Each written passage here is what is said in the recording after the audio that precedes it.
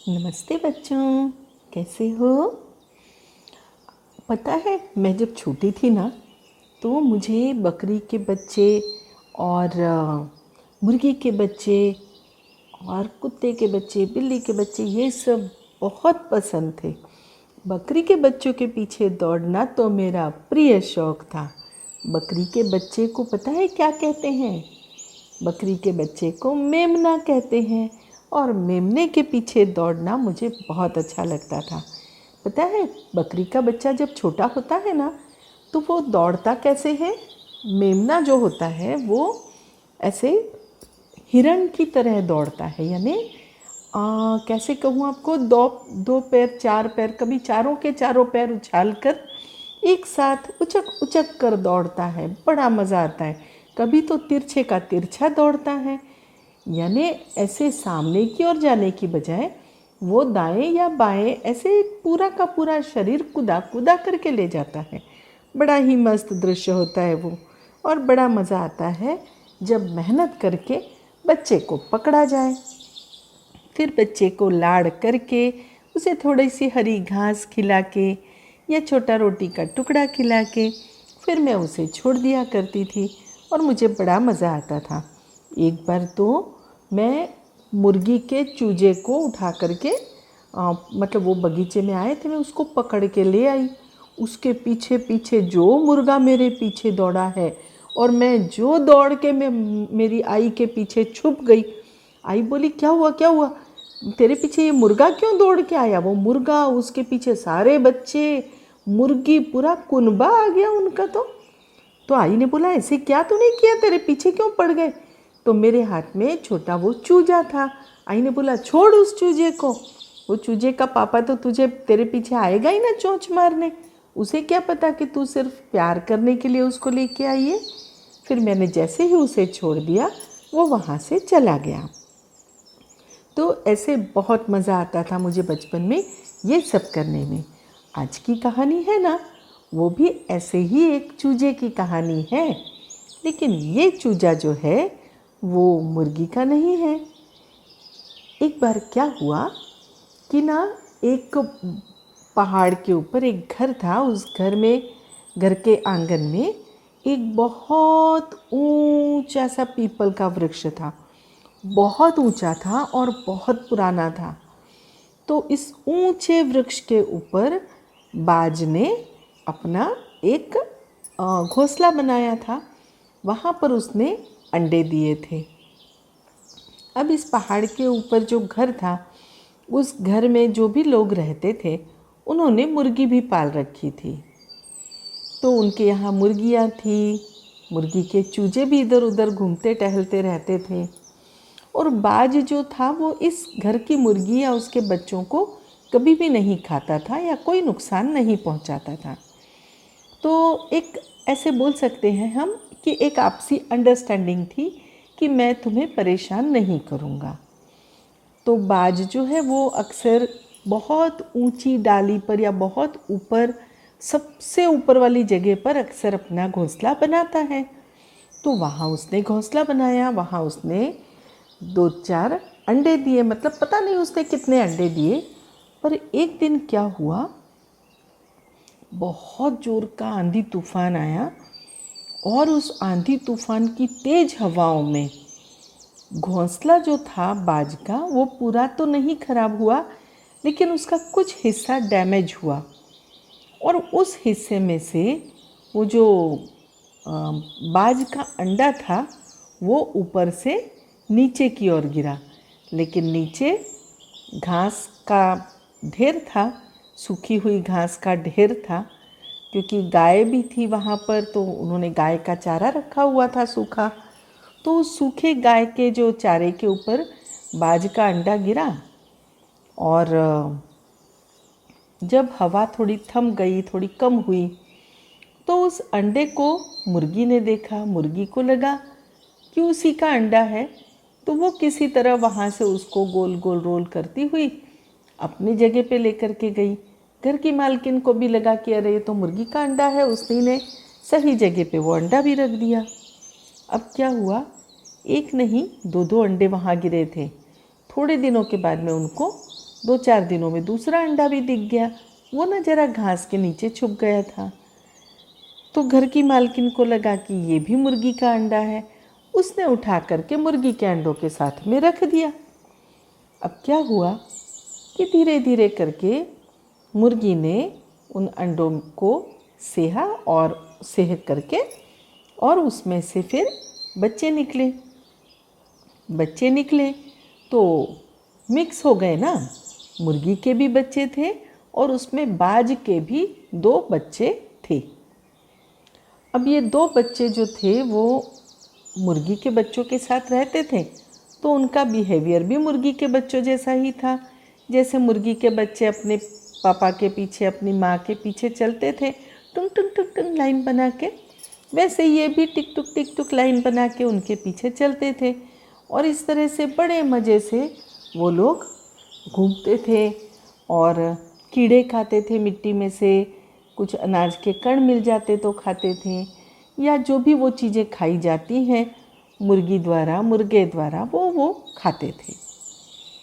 तो क्या हुआ, एक दिन जो ये बाज का बच्चा था उसने ऊपर आकाश में देखा तो वो जो बाज था वो ऊपर से आकाश में उड़ रहा था। उसकी शानदार उड़ान देख करके और उसको बहुत अच्छा लगा। उसने अपनी माँ से पूछा कि माँ, ये ऊपर जो उड़ रहा है ये कौन है? उसने कहा, ये तो पक्षियों का राजा है, इसे बाज कहते हैं और इसकी बहुत शानदार है, इसे पक्षियों का राजा कहा जाता है, इसकी उड़ान बड़ी ही शानदार होती है। तो इस बाज के बच्चे ने पूछा कि माँ, मैं भी उड़ के देखूं?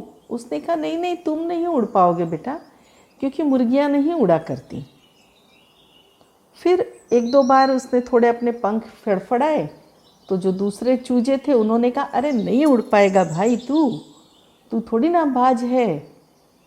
तो बाज का बच्चे जो थे वो भी मुर्गियों की तरह ही बिहेव करते थे, उन्हें तो पता ही नहीं था कि वो बाज है। तो ऐसे ही चलता रहा कुछ दिन। कुछ दिनों के बाद में एक बाज के बच्चे को लगा कि नहीं, मैं तो कोशिश करूँगा, मैं तो उड़ने की पक्का कोशिश करूँगा। तो वो थोड़ा फड़फड़ करके पेड़ पर एक थोड़ी सी ऊंची जगह पर चढ़ा। फिर वहाँ से उड़ने की कोशिश की, ज़्यादा उड़ नहीं पाया, नीचे आ गया। तो जो दूसरा बाज का बच्चा था वो बोला, भाई मेरे देख, हम सब मुर्गियाँ हैं और हम सब में से कोई उड़ पा रहा है क्या? नहीं, तो तुम क्यों इतनी कोशिश किए जा रहे हो? वो बोला, नहीं मैं तो उड़ूंगा, मुझे भी ना उस बाज की जैसी ऊंची उड़ान भरनी है। और फिर वो लगातार कोशिश करता रहा और एक दिन उसकी कोशिश रंग लाई। वो सचमुच उसने बहुत ऊंची उड़ान भरी और अच्छे से उड़ करके और फिर लौट आया। फिर उसको देखते हुए बाज के दूसरे बच्चे को भी रियलाइज़ हुआ, उसे भी समझ में आया कि अरे मैं भी बाज हूँ, मैं मुर्गी नहीं हूँ, मुझे भी कोशिश करनी चाहिए।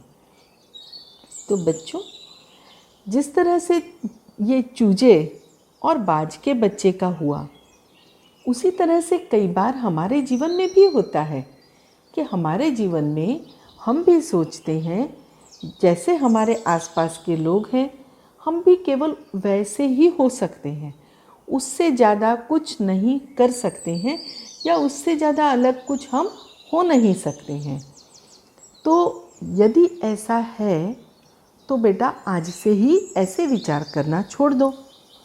देखो, दादा है ना, यानी मेरे पिताजी, वो हमेशा कहते थे कि बेटा देखो, भगवान ने ना दिमाग तो सबको एक जैसा दिया है, सबके पास बहुत अच्छा दिमाग है और हम अपने दिमाग का बहुत कम प्रतिशत हिस्से का उपयोग करते हैं।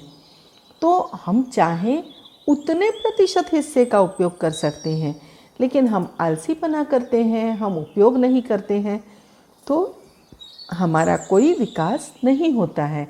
लेकिन तुम चाहो तो तुम अपने दिमाग के किसी भी हिस्से को एक्टिवेट कर सकते हो और तुम आगे बढ़ सकती हो। तो इस बात को चेक करने के लिए मैंने न जाने क्या क्या क्या क्या सीखा। मैंने सोचा अच्छा देखो, जनरली ऐसा कहते हैं कि एक व्यक्ति है यदि वो आर्टिस्ट है तो फिर वो मशीन वाले काम ज़्यादा नहीं समझ सकता। यदि कोई आर्टिस्ट है यानी चित्रकार है तो शायद वो चित्रकारी बहुत अच्छी कर ले, लेकिन वो कभी कारपेंटरी नहीं कर सकता। यदि वो कारपेंटर है तो फिर वो शायद बहुत अच्छा लिखने का काम नहीं कर सकता। और यदि वो लिखने का काम करता है, चित्रकार है, कारपेंटर है, ये सब कर लेगा तो शायद वो बागवानी ना कर पाए। तो बच्चों, मैंने अपने जीवन में हर चीज़ ट्राई की। मैंने चित्रकारी मतलब कहीं जाकर के बाकायदा नहीं सीखी, लेकिन मैंने बहुत प्रैक्टिस की और चित्रकला के बहुत सारे तरीके होते हैं, बहुत सारी बातें होती हैं और बहुत तरीके से चित्रकारी की जाती है। वो सब तरीके मैंने ट्राई किए। मैंने स्केचेस भी बनाए, पेंटिंग्स भी बनाई। फिर मैं महाराष्ट्रियन हूँ ना, तो हमारे यहाँ पे तो तीज त्योहारों में रंगोली बनाना बड़ा कॉमन था, तो मैं रंगोली भी बनाती थी। और सिर्फ वो बिंदी वाली रंगोली नहीं बनाती थी, बल्कि फ्री हैंड ड्राइंग की तरह भी रंगोली बनाया करती थी। तो बच्चों, आप भी सब कुछ ट्राई करो।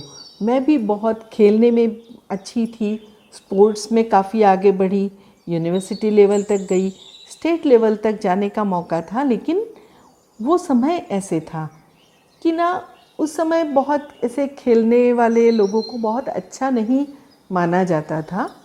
यानी ऐसे कहते थे कि पढ़ोगे लिखोगे बनोगे नवाब, खेलोगे कूदोगे बनोगे खराब। तो क्या होता था, खेलकूद अच्छा तो बहुत लगता था, लेकिन फिर मुझे ज़्यादा स्पोर्ट्स में आगे बढ़ने के लिए उतना एनकरेजमेंट मेरे टीचर्स ने नहीं दिया। तो बोलते रहे नहीं बेटा तू खेल, तुझे हॉकी अच्छी लगती है तो तू हॉकी खेल। वेट लिफ्टिंग मुझे बहुत अच्छी लगती थी, लेकिन फिर ऐसे लगा कि नहीं नहीं चलो ठीक है, टीचर्स को अच्छा नहीं लगता है तो चलो छोड़ो, जाने दो। ऐसे लगा और क्या नया कर सकते हैं, तो मैंने पढ़ना शुरू किया। मुझे पढ़ना बड़ा अच्छा लगा। फिर जब पढ़ना अच्छा लगा तो लिखना भी अच्छा लगा। लिखना अच्छा लगा तो कविताएं भी लिखने लगी, कहानियाँ भी लिखने लगी। तो बेटा, आप लोग भी ना सब चीज़ें ट्राई करो। जीवन में आप सब कुछ कर सकते हो।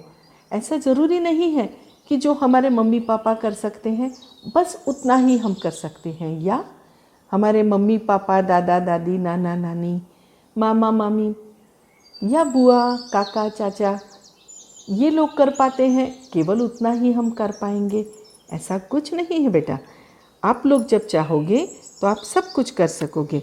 और इन छुट्टियों का आप एक बहुत अच्छा सा प्रयोग करना। मैं बचपन में करती थी। आपको लगेगा कि गुरुमा तो हमेशा अपने बचपन के किस्से ही लेके बैठती है, लेकिन क्या करूं बच्चों, मैं कोई दूसरा एग्जाम्पल तो नहीं दे सकती ना। जो मैंने किया है, मैं जानती हूँ कि हम कर सकते हैं, तो आप भी कर सकते हो। तो ऐसे ही मैं ना बैठे बैठे कभी कभी सोचती थी। मैं जो बता रही हूँ तब मैं शायद 11 साल की रही होंगी, 10-11 साल की। मैं बैठे बैठे सोचती थी कि यदि मैं लड़की नहीं होती और यदि मैं बिल्ली होती तो मैं कैसी होती, मैं क्या करती। और फिर बैठे बैठे ऐसे कुछ नहीं कुछ कुछ कुछ कुछ सोचती और फिर लिख डालती। फिर एक कभी कभी बैठ के सोचती यदि मैं कुत्ता होती तो, कभी सोचती मैं पेड़ होती तो पेड़ होती तो कौन सा पेड़ होती, और पेड़ होती तो मैं कहाँ उगती, मुझ पे क्या क्या होता। यानी पेड़ के ऊपर तो लोग झूले भी बांधते हैं, फल लगे हों तो लोग पत्थर भी मारते हैं, बच्चे झूलते भी हैं, पेड़ों पे चढ़ते भी हैं, पेड़ों पे तो चिड़िया अपना घोंसला भी बनाती है। तो इस तरह की सारी कल्पनाएं कर कर के मैं कुछ कुछ लिखा करती थी। और जब वैकेशन पूरा हो जाता था ना, गर्मियों की छुट्टियां पूरी हो जाती थी, तब फिर मैं ले जा कर के जो हमारे लैंग्वेज टीचर होते थे उनको दिखाती थी कि ना ऐसे ही मैंने सोचा और ये मैंने लिखा, और वो मेरी बहुत तारीफ़ करते थे। तो बच्चों, आप भी ऐसा कुछ कर सकते हो। मैं नहीं कहती हूँ कि आप कुत्ता बिल्ली या पेड़ ही सोचो, लेकिन आप सोच सकते हो कि यदि आप चाहो कि आपकी साइकिल उड़े तो कैसे उड़ सकती है, उसमें क्या होना चाहिए उड़ने के लिए। यदि आपका मैकेनिकल माइंड हुआ, आप उसमें अच्छा सोच पाए, तो कल को आप उड़ती हुई साइकिल बना लोगे, उड़ती हुई स्कूटर बना लोगे। तो ऐसे ही जब तक आप कल्पनाएं नहीं करोगे तो नई चीज़ों का इन्वेंशन कैसे होगा, आविष्कार कैसे होगा। तो बच्चों, नई नई कल्पनाएं करो, बहुत अच्छी अच्छी कल्पनाएं करो और उन कल्पनाओं को साकार भी करो। ऐसे नहीं कि कल्पना करते हुए पड़े रहो, उन कल्पनाओं को साकार किस तरह से किया जाए ये भी सोचो और साकार करने के लिए प्रयास करो।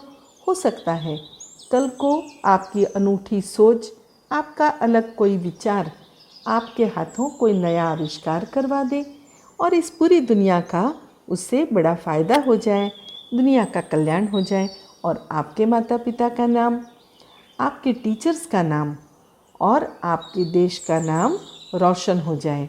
तो बच्चों, आप सभी को ऑल द बेस्ट। और उस बाज के बच्चे को याद रखना, भले ही मुर्गियाँ और मुर्गी के बच्चे उसको कहते रहे कि तुम नहीं उड़ पाओगे, फिर भी उसने उड़ान भरी और बहुत अच्छे से भरी। तो बच्चों, आपको भी इसी तरह से एक ऊंची उड़ान भरनी है और सभी का नाम रोशन करना है। आखिर कल के भारत के आप ही नागरिक हो और कल के इस दुनिया के आप ही नागरिक हो। तो आप सभी को बहुत सारी शुभकामनाएं।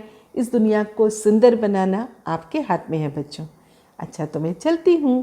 बाय।